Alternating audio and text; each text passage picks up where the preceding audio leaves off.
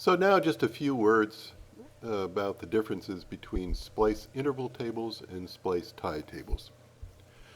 So we're back at our old friend U1338. We have loaded our splice intervals and our splice ties, or loaded one of them and converted it to the other. So splice ties are actually the older form that was used exclusively in early stages of splicing, certainly in the later 100s and 200s and probably into the 300s in terms of legs and expeditions. And splice ties are really kind of for stratigraphic correlators. Let's take a look at splice ties. We can go down here and find the splice tie table. It's 1338. And here we are. I don't even know if I can get the whole thing in. Maybe just, yeah, there we go.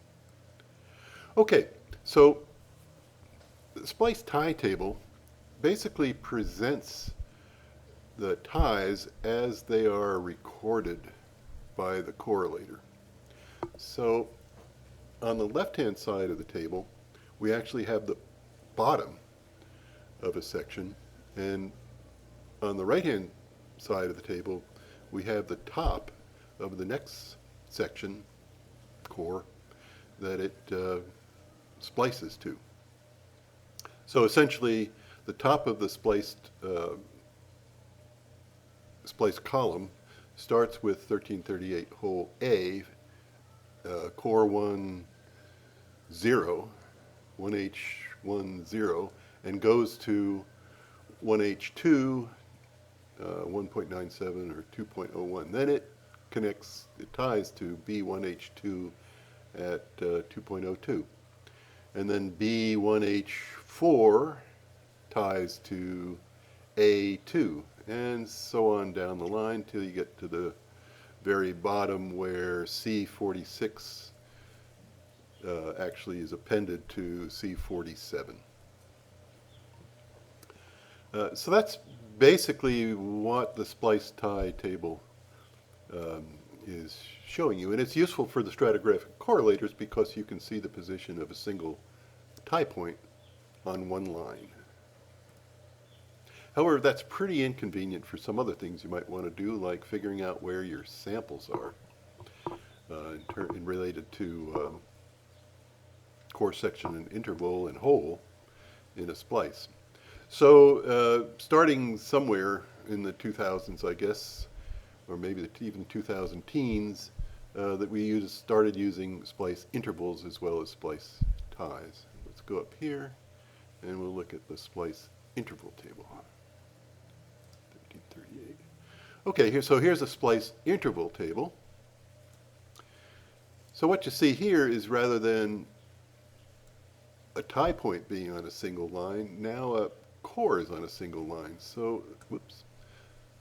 So now what we're seeing is that the first section of the splice starts at A10 and runs through A2, or A1 section 2 at 2.01. And then B, from B1 section 2 52 to B4 51.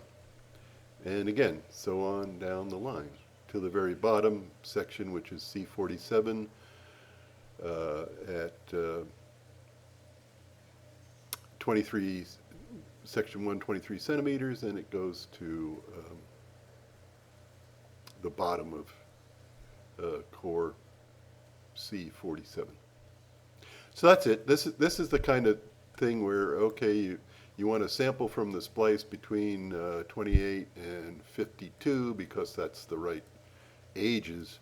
Now you can tell what hole you have to be in at particular depths and then actually calculate the core section interval.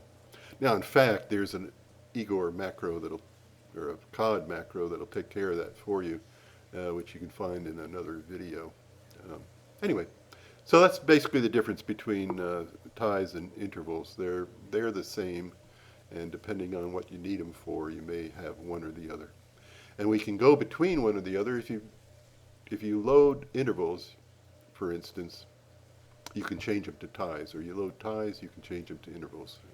And that's done through here. There's a splice format conversion where you can splice tie data to intervals, or you can splice interval data to ties. One warning, and you'll see that in the other video, don't use the splice interval data from Janus. There's a systematic error, and it will give you all sorts of trouble. Okay, that's it. You can go to the data loaders for Janus and LIMS to see how you load these splice tables.